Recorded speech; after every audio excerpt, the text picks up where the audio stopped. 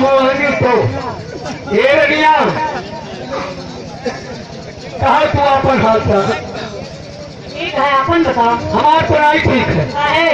मेरे वो हमार चली गए कहा ये रनिया बहुत बड़ी मुसीबत आई गयो। मेरे वो काहे गई बहुत बड़ी ओझा रहा वहाँ। जब हम पैदा हो लगे ना तो हमारी पैदा नहीं होत रही बाबू।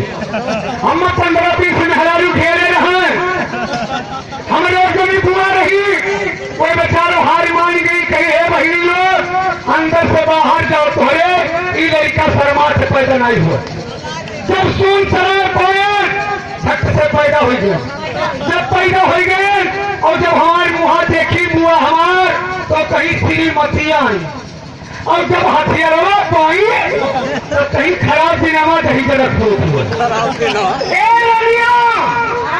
कहीं भाई हमारे पैदा भे ये क्यों नहीं रहे अंतिम पर हम ही अपना पैदा भे तो गुलाल के मारा भैया गांव बही और बोला पड़ोसी नाव रखी दादा माई हमार छेदा